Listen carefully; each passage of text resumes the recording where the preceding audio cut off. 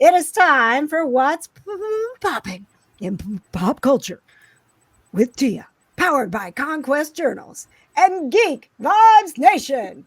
Could you say that, Patches? What's Poppin' in Pop Culture is brought to you by Conquest Journals and our friends at Geek Vibes Nation. Yeah, all right. Oh, hey, that's me. Yeah, the dragon from New Jersey. Let's go.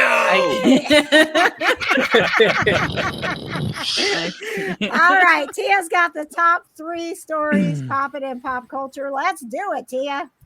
All right. Well, speaking about dragons. Oh, wait, never mind. You're doing that one first. I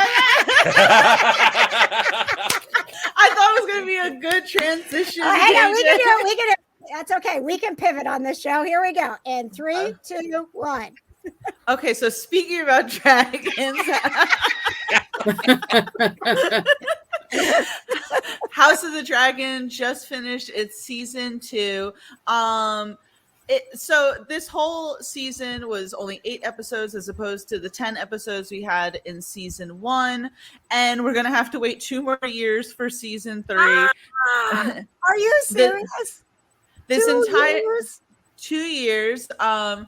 And so this entire season felt like it was just a build up to the actual war that was happening. And while the finale, I didn't mind it as much. It wasn't as, say, big as a lot of people wanted it, because again, a lot of this season was literally just kind of moving the pieces towards the war. And let's admit, we sign up for this because we want to see the Battle of the Dragons. So that's what it is. Now you gotta wait 2 years.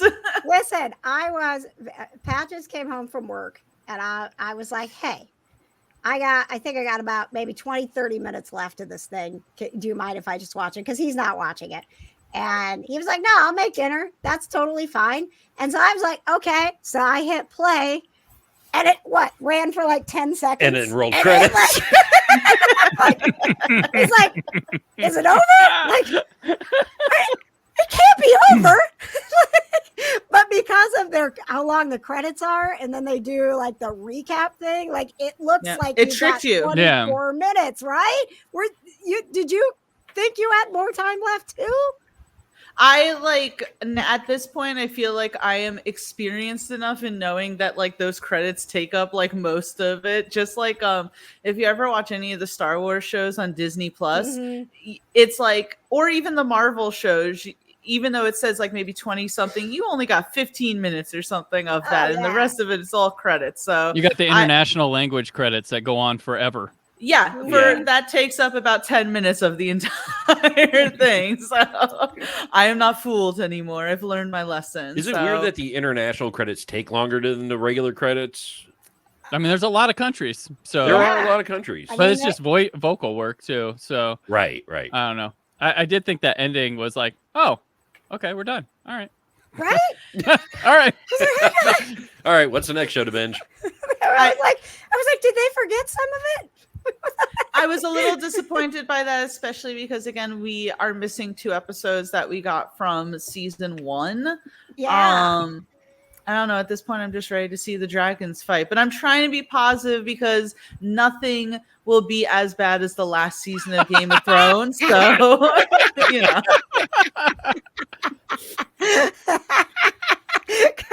Carl, you watched that whole thing and didn't know that was the end. Well, next week's gonna be a banger, guys. No, it really didn't, because it didn't end. Like it didn't. No. There was no indication that it was the final episode of a season. There was no real cliffhanger. There was no dialogue that said indicated. We weren't flying off into. It was very similar to Horizon American Saga Chapter 1, where it's just like, nope, that's it. Right. It was like, come back for our next one. Catch a woman walking down the hallway. End. Carl would have tuned in next week and been like, where are the dragons? Where starts on Max next Sunday that Carl been like, the heck? Where is my house? Where's my house? Where's my dragons? He's on X like, come on, man. You said it's supposed to post at 9:00. Where is it? More likely, I'd be working on PopCon and wouldn't even pay attention to this Sunday. Carl's a working man. Yeah. All right, Tia. What else is popping? Is it the first thing that was? Yeah. The second thing? Okay. All right. Here we go. So, Deadpool and Wolverine is now officially breaking records as the highest grossing R-rated movie. It has now crossed 900 million globally, very much on its way to making $1 billion, which is very exciting. Not that like it's a numbers game, but just the fact that people are that excited to go see a Marvel movie. We talked about this, KJ, last What's Poppin' and stuff. And I think last Kind of Nerdy Girls, that there was obviously a Marvel fatigue for a long time, but I think that Deadpool and Wolverine is kind of, given the defibrillator to the MCU, and numbers talk. So obviously with those type of numbers, the head honchos over at Marvel are going to see that and be like, okay, clearly we need to have a course correction. So yeah, I mean, and the highest rated R-rated movie, and it's a Marvel movie. I kind of feel a little smug about that. Yeah. Mm-hmm. Yeah. You just want to be like, yeah, suck on that, DC. And it is true. Carl, I like how instead of just like jumping in, you're like, let me post a comment, and then they'll see that I have something. I am never behind the scenes in StreamYard. I mean, I'm always behind the scenes in StreamYard. So I've never actually tried to comment, and I connected. Okay. This is new and exciting. Yes, I agree, Carl. I think it was the combination of Ryan Reynolds with Marvel that has made it so wonderful. And I don't know if you guys are follow Ryan on any of his social media, but he's like making me cry every day. His posts about like the positivity that's coming out of this, how much Hugh has meant to him, his posts about, Channing Tatum getting to play Gambit and like what a great guy he was and what it meant to him. Thanks for spoiling it. I haven't seen the movie yet. No.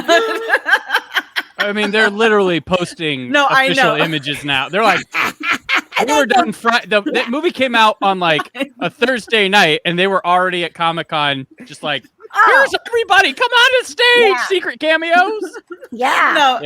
We did that even Kanan at Geek Vibes Nation was doing that on X, and I'm trying to look at our own page for What's Poppin', and then I'm seeing that I'm like, spoiler from Carl at PopCon, Logan is dead. Oh God.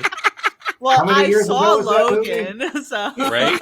Well, the good vibes from Ryan Reynolds are going to continue this weekend because he and his wife are going to dominate the box office with It Ends With Us is tracking for 45 to 50 itself. Is it really? Wow. So they're going to own the number 1 and 2 spots. Wow. Most likely. Wow. It's so funny to go from Deadpool to It Ends With Us, like very, very different movies. Yes. Very different, but all of them a little bit different, a little bit the same. If you guys haven't seen the Hot Ones between Ryan Reynolds and it's so Hugh good. Jackman, it's so hilarious. Oh my God. It is so like good. the best. So I it's agree. really, really I think good. it's one of the best. I think it's one of the best ones yet. Patches had me watch it. We literally sat at the table and watched it, and I was like spitting out my drink and my food, like laughing. Yeah. It was an excellent call, Tia. Thanks for bringing that up again. All right, what else is popping, Tia? Well, Borderlands is coming out August 9th.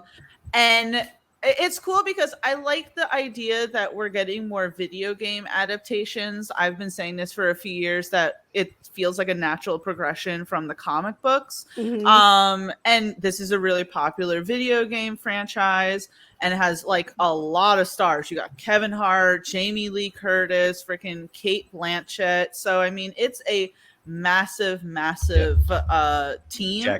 Jack Black's in it. Right? Jack Black's he's like in a it. voice. Yeah. Yeah. Yes. So I'm super pumped and everything. And KJ, I know what you're gearing for with this. So I want to kind of I'm like, who else is in it, Tia? Benjamin Byron Davis, the voice of Dutch. Oh, I wish Katie was here, from Red Dead Redemption 1 and 2, which is like awesome because he's been in a lot of like really cool nerdy things. So I'm happy that he's getting work, Yes, absolutely. Here is actually a clip of Benjamin Byron Davis talking about working with Kate. If you count on one hand actors that I've wished all of my life to be able to work alongside. Number one every time would be Cate Blanchett, and to get off a plane and be in the lobby of the hotel in Budapest and see her, and we commiserated right away. I think I had the advantage of my first day working with Cate. She had just spent a week working with a trash can. So I think that my work was somewhat welcome as an actual living, breathing human being on the other side of the scene. But when you are waking up and you know that you're going to go work 12 hours and your scene partner is Cate, you count yourself damn lucky. He was so much fun to talk to, and you can see the whole interview on Geek Vibes Nation.